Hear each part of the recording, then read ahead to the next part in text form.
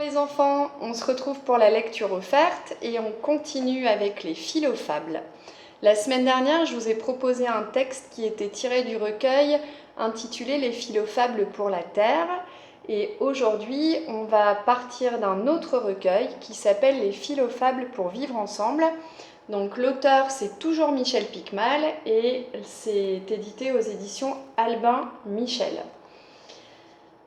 Ce livre est en fait un ensemble de collectes de textes qui nous invitent à réfléchir, seuls ou ensemble. Le principe du débat philosophique, comme je vous l'avais dit, le principe d'un débat, c'est de pouvoir échanger avec d'autres personnes. Donc je vous invite vraiment à écouter ce texte en famille et à essayer d'en discuter en famille. Aujourd'hui, nous allons lire Le pêcheur et l'homme d'affaires. Ce texte vient d'un échange que Michel Picmal a eu avec l'abbé Pierre. Donc l'abbé Pierre, c'est une personne très connue qui a permis, par exemple, la fondation d'Emmaüs. Je pense que vous en avez déjà entendu parler. Et donc, il a beaucoup œuvré à l'égalité et à l'insertion des personnes en difficulté et à l'accompagnement des personnes en situation de grande précarité, de grande pauvreté. Le pêcheur et l'homme d'affaires. Un riche homme d'affaires était en vacances en Inde. Un matin, sur la grève, il aperçut la barque d'un pêcheur qui rentrait. La grève, c'est en bord de mer, en fait, là où on peut rentrer les bateaux. « Oh là !» lui cria-t-il, « la pêche a été bonne ?»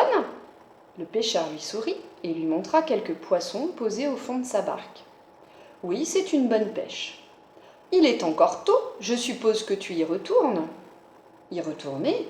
demanda le pêcheur. « Mais pourquoi faire ?»« Mais parce qu'ainsi tu en auras plus, » répondit l'homme d'affaires, à qui cela semblait une évidence.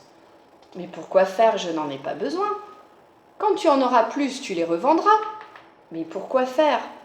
Tu auras plus d'argent. » « Mais pourquoi faire ? Tu pourras changer ta vieille barque contre un joli petit bateau. »« Mais pourquoi faire ? Eh bien, avec ton petit bateau, tu pourras avoir plus de poissons. »« Mais pourquoi faire ? Eh bien, tu pourras prendre des ouvriers. »« Mais pourquoi faire ? Ils pêcheront pour toi. »« Mais pourquoi faire ? Tu deviendras riche. »« Mais pourquoi faire ? Tu pourras ainsi te reposer. » Le pêcheur le regarda alors avec un grand sourire. « C'est justement ce que je vais faire tout de suite, » lui dit-il. Donc on voit que le pêcheur dans cette fable a une vie où en fait il vit au jour le jour, il vit l'instant présent, il profite de sa pêche qu'il partage sûrement avec sa famille, ses amis, et il ne prélève que ce dont il a besoin.